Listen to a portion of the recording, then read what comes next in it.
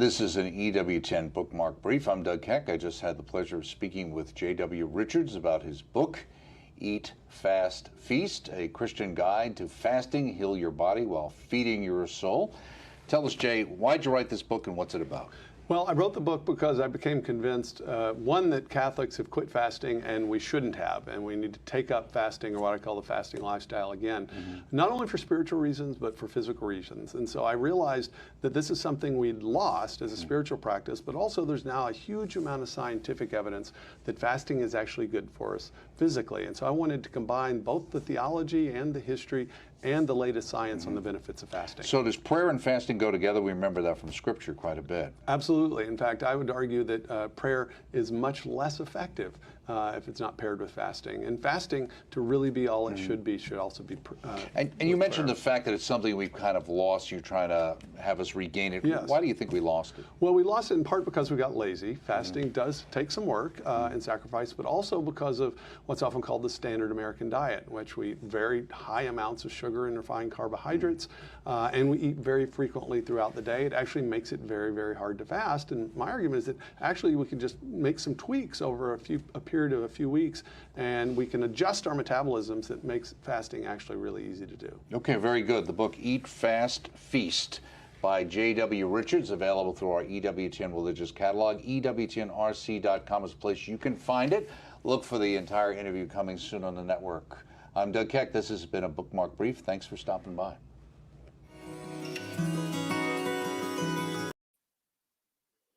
Hello, this is Janet Miranda, Executive Director of Priests for Life. Welcome to Just Ask Janet. Well, if you tuned in about a month ago, I had my dear friend Mary Kaminsky on, which she'll be joining me in a moment. And we just showed you, for those who didn't catch the program about a month ago, about this great book, Eat, Fast, and Feast by Jay Richards. And what we just talked about a month ago was getting healthy in the new year. And we promised we would come back to this topic a month later so that we can share how are we doing. So during the program, excuse me, Mary and I want to hear from you. And we'll read your comments as you chime in of how can I fast having to take my medications? We're going to answer that in a minute. But first, let me get Mary here with me. Mary Kaminsky, welcome to the program. Janet, how are you? Okay, great. Well, we do have a question. The first question up was, how can I fast when I'm taking medications? Well, first of all, my first piece of advice, and this is from Jewel Hockman Hose, and my answer to you, first of all, is you must consult with your doctor. Exactly. Okay? For example, I have a condition called AFib. I'm under the care of a cardiologist. I do take heart medication every morning. I take 3 medications every morning and 1 at night. And I consulted with my cardiologist and I said, well, I'm doing intermittent fasting and I call it a keto light diet. So I'm not hardcore keto, but keto light. And I told him that 1 day a week, I fast for like a day and a half where I don't eat for this longer period of time. And he said to me, Janet, what you're doing is fine. It's not going to affect your heart medicine. It's not going to affect your heart. Yes, you can take that medicine on an empty stomach. But this is why I'm saying for our viewer that asked that question, you need to consult with your own doctor because everyone's condition is different and your ability. And if you can't fast like for a day and a half, you could possibly try what's called the intermittent fasting, which means you try to only eat within an 8-hour period every day. So for example, like tonight after 8 o'clock, or you could pick 9 o'clock, whatever's your number, but 8 o'clock is kind of better. If like, for example, I pick 8 o'clock because by 10 o'clock I'm in bed. You kind of want to stop eating at least 2 hours, right, Mary, before you go to sleep. 2 hours before whatever your normal bedtime is, that should be your stop eating time. So then what I do is, if I stop eating at 8 o'clock, I don't eat breakfast and I wait till lunch times, which could be 12 or 1 o'clock, and I'll eat lunch and then I'll eat a normal dinner and then start that cycle all over again. So I normally do that every single day, except on the weekend. I pick Sunday usually as my feast day. And I just tried back when Mary could tell you, she inspired me back in December. I tried going from Sunday night at 8 o'clock all the way till Tuesday at lunch. And at first I thought I couldn't do it, but I was able to. And my cardiologist said I could still take my heart medicine on an empty stomach as long as I was staying hydrated. And that's what I do. So I hope that answered that person's question. So go ahead, Mary. Remember, Janet, for those that are joining us for the first time, this is a process. First of all, anytime you change anything in your diet or Right. whatever you're doing, you have to consult your doctor that this is good to you. Even doing a keto diet, you should always check that out. But it's a process where we have to almost wean ourselves off sugar, okay, and all the carbohydrates that we've been ingesting. And, we've really been taught that fats are bad. But actually, good fats are really good for you, and along with protein. And they don't have those cravings like sugar does. And that's what we're addicted to now. It's like, eating every few hours because we have these sugar crashes. And that's not how our bodies were designed. We were designed to really go for longer periods of time without eating. Okay, it's actually natural. And what the wonderful thing that Jay Richards talks about in this book, and I highly recommend people do get the book if you're joining us for the first time, is that it's, a detox, a gradual detox of the sugar, the carbohydrates in the keto-like diet, and then you incorporate the fasting. And as Catholics, why are we fasting? Okay, that's a whole nother question that Jay addresses in the book. Right. And it's really to help strengthen us spiritually. It's wonderful for prayer. It makes us holy. There's so many benefits spiritually, emotionally, and physically to fasting. Right. And when you think about it, Mary, we're only about 2 weeks away from Ash Wednesday. Exactly. And right. so this, this coming into the Lent season would be the perfect time Right. to really do serious fasting. Because let's face it, this nonsense now of fasting on Fridays and on Good Friday, two small meals and one bigger meal, that's not fasting. Right. That is not fasting. And most people get what you say to yourselves, I can't get through, okay, Right. fasting for Ash Wednesday or Good Friday. I'm starving. Why is that? Okay, that's a signal that something is not right. So wouldn't it be wonderful if you could go the whole day on Good Friday or even Ash Wednesday too without any food, okay? And it's amazing what you can do, okay? Oh, and Cindy Carrier just say, I guess today's not good, just a half of whoopie pie for me. Okay, Cindy. But see, that's the thing. If you had that sugar today, you can wake up tomorrow and say, you know what, it's good. I'm going to gradually change what's in my cupboard. That's what Jay recommends in the book, by the way. He tells you kind of have to get ready to do this. It's a process. So step one is look at all the processed food, excuse me, that you have in your cupboard and start getting rid of it. Meaning, if it's not opened and not used, great time to give it to the food pantry. Right, Mary? Oh, absolutely. And that's the whole thing. It's a gradual process, getting rid of what's in the refrigerator, getting rid of all the foods that are unhealthy. And then you start to really change the way you're eating. I have a friend that she's really spent the last month just getting off sugar. Okay.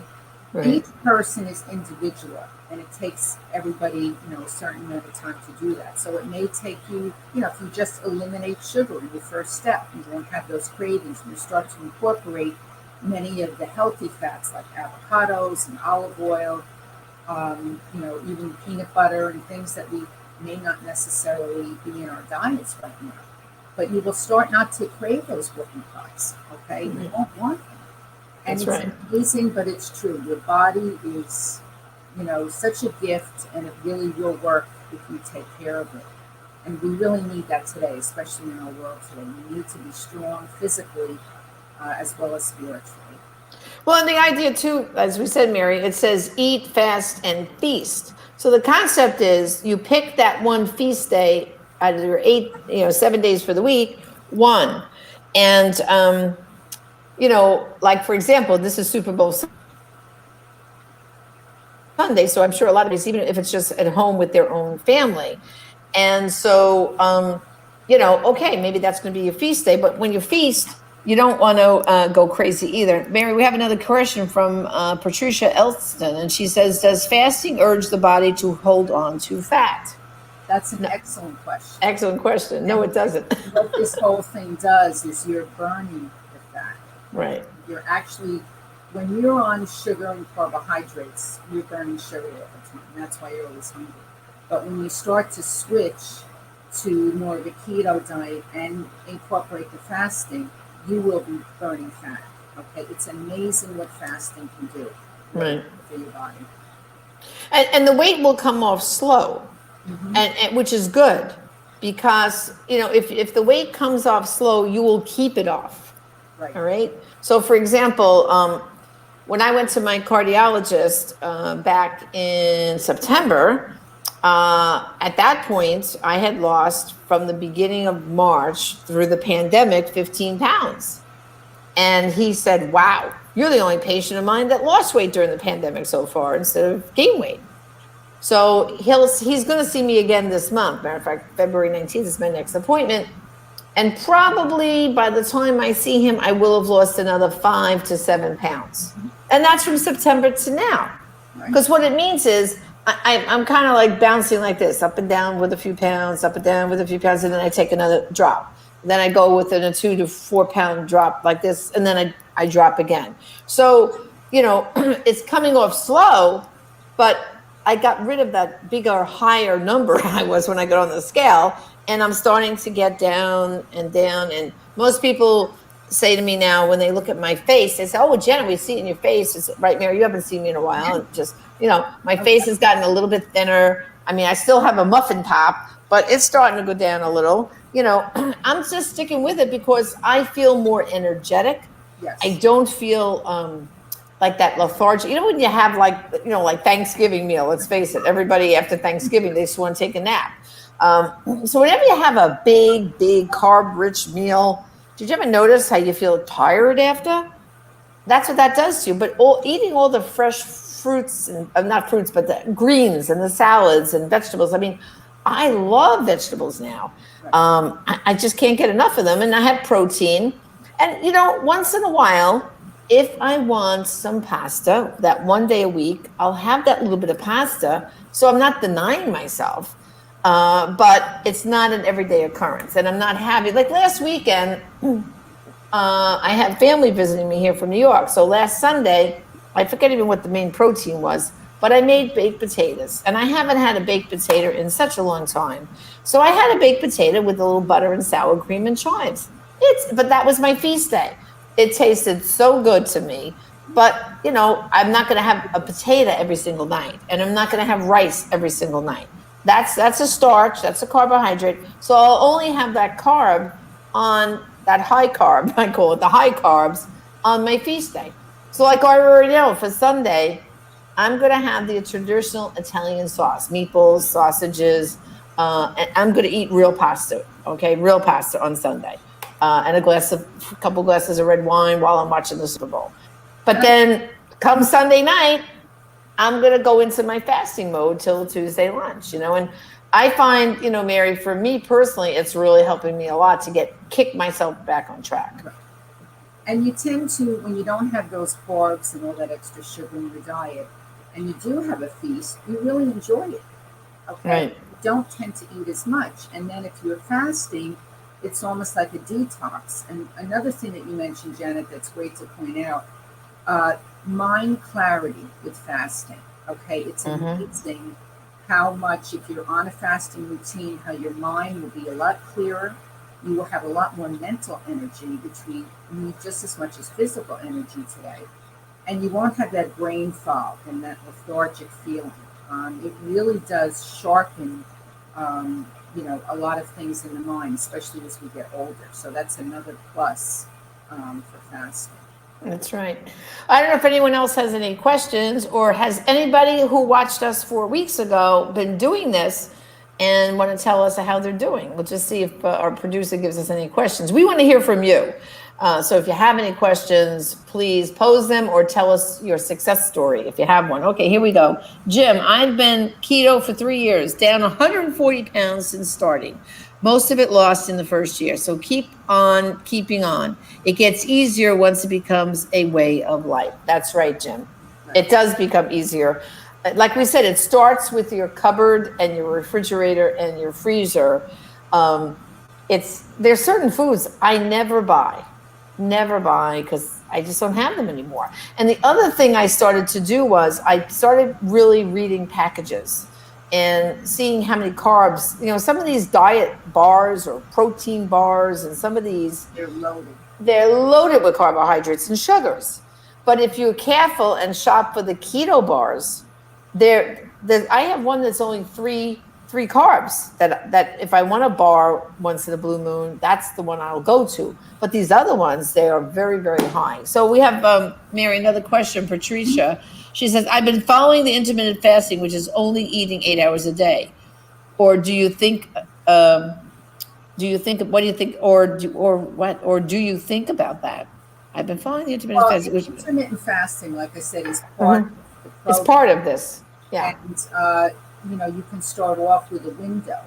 Again, it's changing your body. In other words, not eating every few hours. Right. And really eating in a narrow point of time. So people start out with the 8 hours, and then you can, limit that more to 4 hours to 2 hours, and even go for 24 hours or 48 hours for an additional fast. Okay. And remember, this is not just for physical.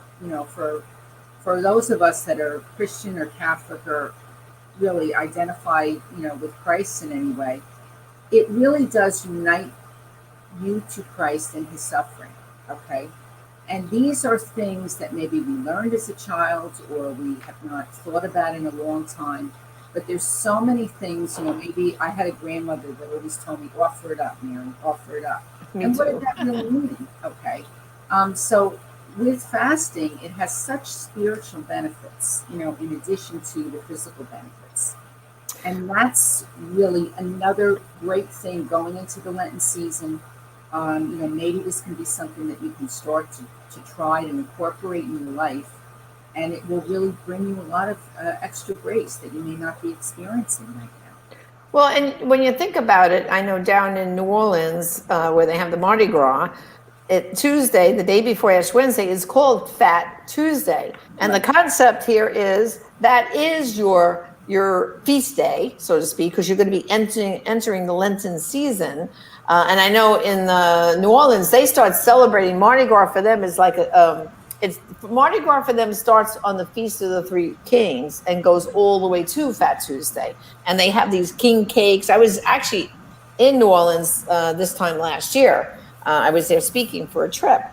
And they said, oh, yes, Janet, Mardi Gras is just not one day here. It's a season, 6 weeks. I mean, they decorate their homes with the colors of green and purple and gold. And it's a whole big thing. But she said that's because then we're going to enter spiritually into a true Lent. And so you might want to think, if you want to get going and starting on this, that's the perfect thing. Mardi Gras, Fat Tuesday, that's your feast day. And then get up on Ash Wednesday and say, you know what? I'm going to fast all day. And then on Thursday, see if you could get up and not have breakfast and make it to lunch. If you have, then wonderful. You just did it and didn't even realize it. The other thing can help motivate you is say you're going to fast for a special intention. That's a spiritual component. So like Mary and I, we have a friend who's battling cancer right now. So when the first time we were trying this, we said, when it was getting tough, we kind of text each other and mentor each other. So that's the other thing too. You can have a buddy that you're doing it with and you kind of encourage each other. So we offered it up for this person. And then what helped me get through it was, well, they're suffering going through chemo and radiation. Do you think I could not shove something in my mouth right now and ask God to help heal them? So sometimes if you have a motivation of who you're offering up spiritually the fasting for, that can help you get through it. And we have another question here, Mary. Phyllis wants to know, I'm diabetic and we are told to eat 3 meals a day. I really need to lose weight, but I'm afraid of fasting. And again, Phyllis, this is a question of talk to your doctor. I'd also like to point out to Phyllis too, it's good to do your own research as well, especially Right. if you're suffering from diabetes. And in the book, the foreword was written by a Dr. Jason Fung, okay? And he's the author of the Obesity Code and also the Diabetes Code, okay? So these are medical doctors. And a lot of times our, medical doctors are not well versed on nutrition, okay? So sometimes if you go in and get your own information and really read a lot and then present it to your doctor, how do I lose weight? Okay, is this something that might be good for me?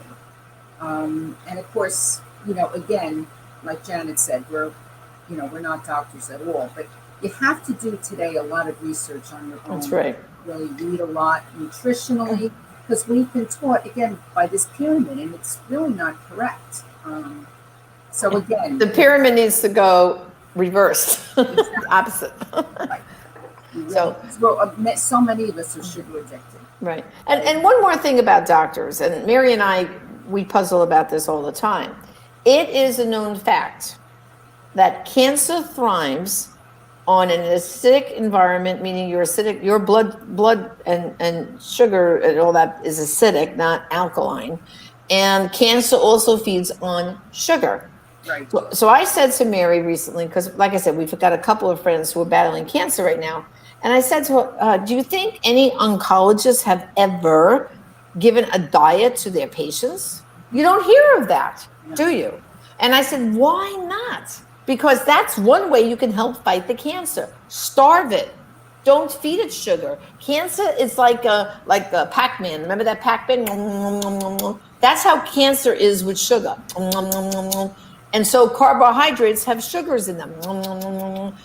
If you're battling with cancer right now, get the sugar out of your diet and carbs as much as possible, because then your chemo and radiation will be more successful. Wouldn't you say, Mary? Yes, exactly. Right.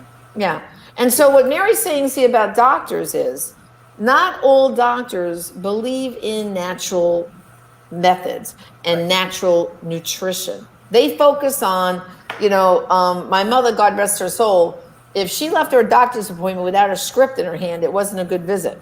Okay. And unfortunately, too many doctors are too quick to just write you a script and send you on your way. When sometimes you could be taking natural supplements, you can be eating healthier, and some of that will begin to correct what's going wrong in your body. I can tell you with me that I've been switching my lifestyle over like this over the past 10 months gradually, that I'm feeling better. My joints, like I was getting a lot of aches and pains, they're diminishing. They're not all gone 100%, but I can feel a marked improvement in how I feel each and every day. I'm sleeping better, even though I have a sleep apnea and I sleep with a CPAP machine. I find now when I put my head on the pillow, I go right to sleep. And at some point you may, depending on how much weight you lose, you may get off that sleep apnea machine. That's right. I mean, I started this journey because my family has a lot of cancer. And so I thought to myself, well, what can I do? Should I wait until I get cancer? Or what can I do from a nutrition standpoint to really correct those things? And you just start reading and reading and reading and right. and talking to people. Mm-hmm. And, that's the thing. And I think there's a question up here now, are foods full of pesticide and hormones? And that's absolutely right. Absolutely right. But you can get around that. Right. So like, for example, I shop a lot in BJ's and also Publix down here in Florida. So I buy at BJ's, I go every once a week and I get my supplies for the week, my fresh veggies and salad things. So I buy the organic romaine lettuce. So I buy organic as much as is possible within a certain reasonable amount of money, okay? With fish, don't buy farm-raised fish. Buy wild caught only. That's another hint. So if you look in the freezer section, and a lot of stores, like if you go to Touch Salmon, just because it says Alaskan doesn't mean it's good. What the difference is, it must say wild, the word wild, not farm raised. So don't buy any fish that's farm raised. because then it might have hormones and who knows whatever else in it. If it's wild caught, then you're getting fresh. And the same thing goes, with all the other kind of products you buy. Eat organic and clean as much as possible. Okay, it doesn't mean everything, but as much as you can. Is it real food or was it coming out of a box or a container? Right, that's right. Wild caught. That's right, Angelo. Wild caught fish only. And like I said, it's really true. And you know what? When you go to a restaurant and they have fish on the menu, if it doesn't say wild caught, I ask. I do too. And if they say to me, like, oh no, the salmon, oh, it's Alaskan salmon. And I'll say, but is it wild caught or farm raised? And usually the server has to go away and find out for me. They come back, and if they say it's wild caught, I say, okay, then I'll take the salmon. But if they say farm raised, I'll go back to the menu and I'll pick something totally different. So, and I'm not saying every single time, but if you begin doing this, you will begin to getting as much of the chemicals out of your system, away from yourself, and do it to whatever extent you can do. Look at it this way. Maybe you can't be 100% organic because the cost is too much for you, but do it as much as you possibly can. And if you look around, a lot of those big stores like Costco, BJ's, they're bringing in a bigger and bigger selection of organic food because it's demand. If you notice now in the stores, there's more keto products that are coming. Why? More people are switching to keto. So in time, we're going to have, I think, even more at our disposal, organic things, here's another thing. When they say what to decide if you can't get everything organic. Well, someone once told me if it grows below the ground, try to get organic as much as possible. Like I buy organic celery, okay, because if you get the regular celery, it's not as good. I buy organic sweet potatoes when I can. I haven't found good organic white potatoes, but I'm not eating that much of that stuff anyway. But I'm just giving you some examples of how I kind of try to shop to the best of my ability whenever I can. This is not a diet. This is a lifestyle. It's a lifestyle. Changes within your lifestyle. Right.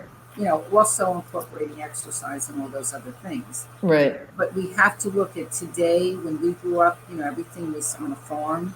A lot of the vegetables are grown in hothouses now. Things are, totally different. The meat's processed, cold cuts, all that kind of stuff. So we have to say to ourselves, how can we make changes and, eat a healthier, diet and lifestyle? Yeah. Also lose weight, that's the main thing we need to look at.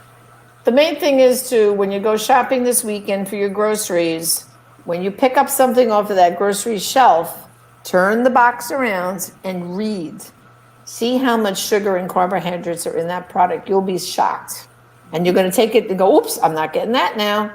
I mean, if something has 25 carbs in it, all right, and very little dietary fiber, because that's the other thing you do. So you take the carbohydrates and you look at the dietary fiber, you subtract the dietary fiber from the carbs, and then you know what's the true carb intake of that product. Just start reading your packages and you will be surprised. Some things that you thought were, oh, this is good for me. It's the carbs, which means the carbs turn into sugar, which is all part of the stuff that's not good for you. Right, ma'am? Exactly, right.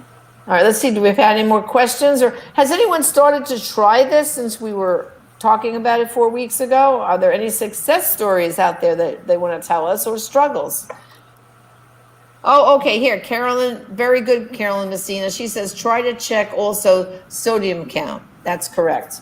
If something is, I always tend to buy, like when I buy bone broth, I always buy the low sodium bone broth. And by the way, bone broth as opposed to regular broth, bone broth is better for you because it's made with the bones. Like you think about, why is chicken soup good for us when we're sick? Because grandma used to put the whole chicken in the soup with all the bones. Exactly. Okay, and it's the bones that have the glycine in them, which is good for your joints. So when you're just getting broth, you don't know if you're getting really the good stuff with the bones. So that's why I've switched over. Someone gave me that hint. and I buy only now chicken bone broth, beef bone broth to use in my recipes. Okay, Angela has something. Why is everyone worried about not getting sick? Eating so much processed food, getting health care, and don't worry about the food we're eating. Well, yeah, I mean, right now, of course, with COVID-19, everyone is very frightened. Everyone knows someone who's died from COVID just about now. And if you are afraid of getting sick with COVID, the one way to diminish your chances of getting COVID, besides, mask wearing and hand washing and hand sanitizer, is a healthy diet, because that will boost up your immune system, and that's why, if you notice, the people who are getting severely ill with COVID and dying are people who have underlying health conditions, people who are extremely obese, because their immune system is suppressed. So doing what we're doing right now and talking about this stuff and switching your lifestyle is almost helping to prevent you from, it's not a guarantee, but it diminishes the chances of you getting COVID-19. It's something that you're taking proactive action Right. in your own life, and that's the whole point of this. Right. What can we do, to make ourselves feel better and sleep better, and and also for our spiritual lives. Right. We help ourselves. And I find that because I'm doing this, I've spent now less time watching TV, less time and more prayer time. For the new year, I'm doing the Ascension Bible study with Father, come on, Mary, what's his name? Mike Schmitz. Yeah. Mike Schmitz, that's it. Father Mike Schmitz. Doing that too. Yeah, I'm reading my Bible I'm on a challenge this year to read the whole Bible in 365 days. So that's one practice I've done. You'll be surprised, when you do this mental shift of trying to get your act together, both physically and spiritually.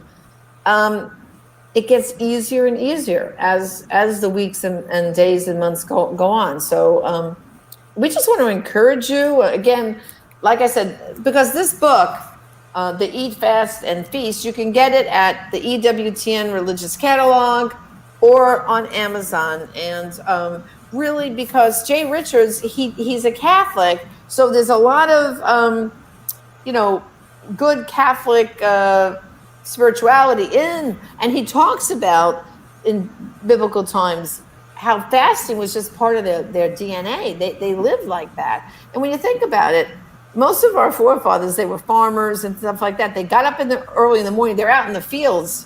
They don't eat all day until they come home and they have a meal at the end of the day, right? When they're done in the fields, then they would eat their meals. So they weren't coming in for lunch for a snack. They kept working out in the field all day long, right, Mary? I mean, that was life. But here's one way Jay says to get your closet ready. So he says, here's your groceries to buy. Natural fats like olive oil, coconut oil, butter, lard, avocado oil, peanut oil, and heavy cream. Imagine that, you can have heavy cream. Meat and protein, eggs, salmon, sardines. Chicken, including the dark meat and the skin. Pork, including fatty portions. Sausage, make sure it's low in sugar. Now, that's the key with the sausage, Mary, because I was looking at some sausages. You really have to turn the package over and see what's in those sausages, because he's right. Some of them have too much sodium and too much sugar. So just let the buyer beware. Of course, he says lean, no ground beef, no leaner than 85%. Okay, steak. And for vegetables, here's the list of good vegetables. I get hungry, Mary, just reading this. Spinach, bok choy, broccoli, asparagus, lettuce, kale, celery, Brussels sprouts, zucchini, leeks, peppers, onions, watercress, cauliflower, green beans, snow peas, artichokes, cucumbers, tomatoes, avocados, and olives.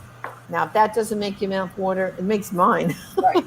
So this is what we're talking about. It's eating clean, green, and healthy. Okay, it says, where can we get the book? Okay, Phyllis, you can get the book at the EWTN Religious Catalog if you want to help EWTN out, or you can go to Amazon. I prefer going to EWTN.com.